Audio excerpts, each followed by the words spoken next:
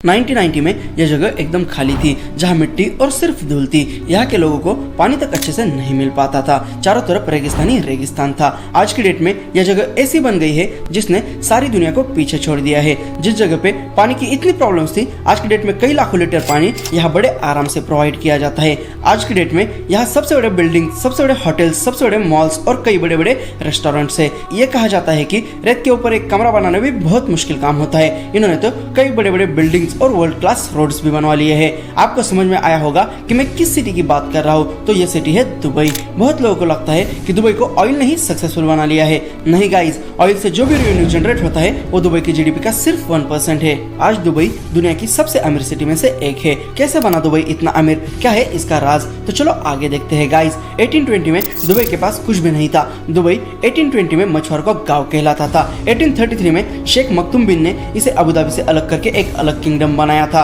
और शेख मखदूम को दुबई का फाउंडर भी कहा जाता है। अभी जो दुबई के रूरल है वो इसी खानदान के है। दुबई की असली किस्मत चेंज हुई 1958 से, जब शेख राशिद बिन सईद दुबई के फर्स्ट प्राइम मिनिस्टर बने। इन्होंने मछुआरों के गांव को एक सक्सेसफुल सिटी में कन्वर्ट कर दिया। उस वक्त दुबई मोतियों के बिजनेस से पैसे कमाता था। 1930 के वर्ल्ड वॉर के बाद मोतियों का बिजनेस भी मंदी में चला गया और इसी वजह से दुबई उस वक्त ज्यादा पैसे नहीं कमा पा रहा था। शेख राशिद एक बार यूरोप और इंग्लैंड गए थे। शेख राशिद यूरोप और इंग्लैंड के इंफ्रास्ट्रक्चर से बहुत इंस्पायर्ड थे। उन्होंने यूरोप और इंग्लैंड से आते वक्त मन में एक सपना लिया, मैं दुबई को एक ऐसी सिटी बनाऊंगा जो दुनिया में सबसे अलग हो, जहां सब बिजनेसेस होंगे, ट्रेडिंग, ट्रांसपोर्टेशन और भी बहुत सी चीजें होंगी। दुबई एक ऐसी जगह है जो ईरान, इराक, कुवैत, सऊदी और कतार के बीच में है। साथ में यह रूट आशिया, अफ्रीका और यूरोप को भी कनेक्ट करता है। दुबई की जो लोकेशन थी वो बहुत अच्छी थी और इस चीज को शेख राशिद ने ध्यान में रखते हुए, जो दुबई की खाड़ी थी वहाँ छोटे छोटे नाव तो आते थे पर बड़े बड़े शिप्स नहीं आ पाते थे। इसके लिए शेख राशिद ने इसे और गहरा और चौड़ा बनवाया जिससे बड़े बड़े शिप्स भी आ सके। इसके लिए इन्होंने अब तक की जितनी भी सेविंग्स थी वो सब लगवाई और इसके लिए लोन भी लिया था। यह सबसे बड़ा रिस्क था इनके लाइफ का। इसकी वजह से काफी सुनना भी पड़ा था इनको। किसी को समझ में नहीं आ रहा था कि ये क्या कर रहे हैं। फिर पूरा काम होने के बाद यहाँ बड़े बड़े शिप्स भी आने लगे। इससे दुबई के पास का जो मार्केट था वो बहुत अच्छा चलने लगा, जिससे दुबई की इकोनॉमी बढ़ने लगी और यही डिसीजन दुबई का टर्निंग पॉइंट निकला। वो यहाँ पे भी नहीं रुके, इन्होंने एयरपोर्ट बनवाया, इंफ्रास्ट्रक्चर पे बहुत पैसा खर्च किया। जो भी पैसा आ रहा था वो सब इन्हीं में लगवा रहे थे, जिसको लेके इनकी मजाक भी बहुत बार उड़ी थी क्योंकि इस प्रोजेक्ट के लिए बहुत ज्यादा पैसे लग रहे थे, जिसकी दिक्कत चल रही थी। तभी कहानी में एक ट्विस्ट आता है। 1966 में दुबई में ऑयल निकलता है पर दूसरे देशों से काफी कम ऑयल निकलता था। शेख राशिद को यह पता था कि ये ऑयल ज्यादा दिन तक नहीं चलेगा, इसलिए ऑयल का जो भी पैसा आ रहा था वो सब इंफ्रास्ट्रक्चर में लगवा रहे थे। और उन्होंने उस वक्त एक लाइन बोली थी जो आज तक फेमस है, मेरे दादा ऊंट की सवारी करते थे, मेरे पिता भी ऊंट की सवारी करते थे, मैं मर्सिडीज चलाता हूँ, मेरा बेटा लैंड रोवर चलाता है, उसका भी बेटा लैंड रोवर चलाएगा, लेकिन हालात ऐसे होंगे कि उसके आने वाला बेटा फिर से ऊंट चलाएगा। इसलिए वो दुबई को एक ऐसी सिटी बनवाना चाहते थे कि जिसकी डिपेंडेंसी ऑयल पे ना हो। तभी ब्रिटिश दुबई से चले जाते हैं। ब्रिटिश को इस एरिया की सिक्योरिटी मेंटेन करने में काफी खर्चा आ रहा था। 1971 में यहाँ के सारे किंगडम एक हो जाते हैं। टोटल 7 किंगडम मिलके एक कंट्री बना लेते हैं। दुबई खुद में एक किंगडम था, लेकिन एज अ कंट्री यूएई उसको रिप्रेजेंट करता है। जब भी शिप्स एक जगह से दूसरी जगह जाते हैं तो उसको फ्यूल फिलिंग के लिए, लोडिंग अनलोडिंग के लिए पोर्ट्स की जरूरत पड़ती है। उसी नीड को शेख राशिद ने समझते हुए एक पोर्ट बनवाया जिसका नाम पोर्ट राशिद था। इस पोर्ट की वजह से यहाँ पे बड़े बड़े शिप्स रुकने लगे। पोर्ट के पास में बहुत सारा बिजनेस होने लगा। पोर्ट राशिद 1971 में बनवाया गया। उसकी सक्सेस को देख के 1979 में जेबल अली पोर्ट बनवाया। आज की डेट में ये मिडिल ईस्ट का सबसे बड़ा पोर्ट है। ये सारी चीजें दुबई में बन ही रही थी और इसके साथ साथ शिप्स के रिपेयरिंग के लिए दुबई ड्राई डॉक्स भी बनवाया गया। तब से दुबई चमकने लगा। बाकी देश ऑयल के पैसों से महल बना रहे थे। उस टाइम पे शेख राशिद की सोच बिल्कुल अलग थी। इसके बाद जेबल अली पोर्ट पे बहुत शिप्स रुकते थे और इससे बहुत पैसे भी आ रहे थे और पैसे बढ़ाने की बजाय शेख राशिद ने जेबल अली को टैक्स फ्री कर दिया, मतलब इंपोर्ट ड्यूटी और एक्सपोर्ट ड्यूटी सब माफ कर दिया। इसकी वजह से सब लोगों का ये रूट फेवरेट रूट बन गया।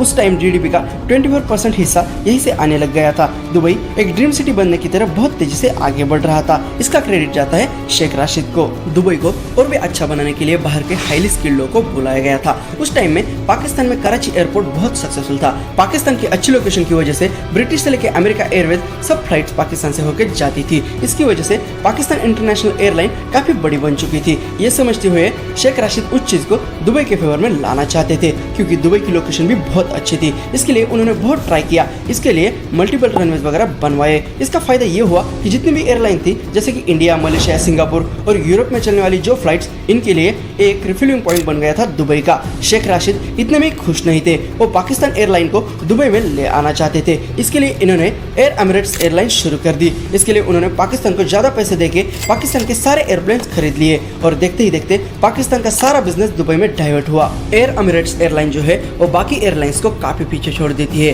क्योंकि दुबई गवर्नमेंट की तरफ से दुबई एयरलाइन को ग्रो करने के लिए काफी पैसे दिए गए थे और जो टैक्स था वो 1 रुपए भी नहीं लेते थे। इसलिए इन्होंने सबको पीछे छोड़ दिया है। दुबई एयरलाइन को business traveller middle east awards 2024 में दुनिया भर में सर्वश्रेष्ठ एयरलाइन का अवार्ड दिया गया है। दुबई को ऐसा बनाया गया है कि दुबई में हर कंट्री के लोग आ सके। दुबई में बड़े बड़े buildings, Burj Khalifa, airlines, roads, luxurious cars, Dubai की सबसे बड़ी लिफ्ट और भी बहुत सी चीजें हैं जिसे देखने के बाद दुबई में बार बार जाने का मन करे और इससे दुबई ज्यादा से ज्यादा प्रॉफिट बना सके। दुनिया भर के जो शिप्स थे वो दुबई के अंदर आ रहे थे, तो उनको पता था बाहर से लोग भी आएंगे और बाहर के लोगों को दुबई के अंदर कंफर्टेबल रहना बहुत जरूरी है। इसलिए बाकी कंट्री के कंपैरिजन में बहुत ओपन रूल्स एंड रेगुलेशन रखे गए हैं। जो उनकी थिंकिंग थी वो उनके बेटे ने आगे बढ़ाई है। देखते देखते बहुत से लोग पोर्ट्स और ट्रेड की वजह से दुबई में आने लगे। शेख राशिद को लगा कि जितने भी लोग आ रहे हैं उनको और फैसिलिटी दी जाए ताकि ज्यादा से ज्यादा लोग दुबई में रुके, और यही से दुबई को टूरिस्ट प्लेस बनाने की मुहिम चालू हो गई।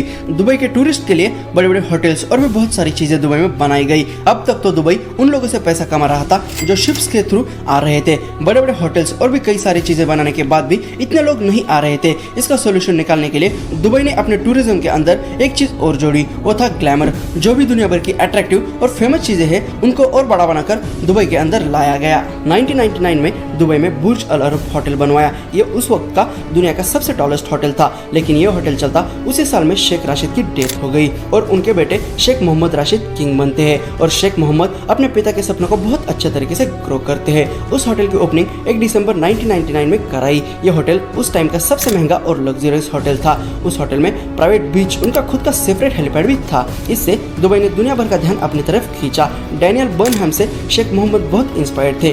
डैनियल बर्नहैम एक ग्रेटेस्ट अमेरिकन आर्किटेक्ट थे। उनका मानना था कि किसी भी सिटी को दुनिया में टॉप पे रखने के लिए मीडियोकर प्रोडक्ट से उसका कोई सोल्यूशन नहीं होगा, क्योंकि इससे उस सिटी को ना तो कोई पूछेगा, ना कोई उस पर ध्यान देगा और ना ही उसकी ग्रोथ होगी। इसलिए किसी भी सिटी को आगे रखना है तो बड़े बड़े जॉइंट प्रोजेक्ट्स को लेकर आगे बढ़ना होगा।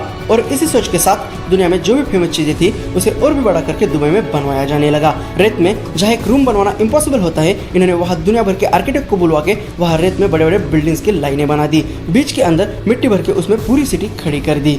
दुबई में रेगिस्तान में मल्टीपल आइलैंड बनवाए। इसके लिए वाटर की बहुत ज्यादा जरूरत होती है। दुबई में पीने के पानी की बहुत प्रॉब्लम थी, इसके लिए इन्होंने समुद्र के पानी को ही पीने लायक बनवाया।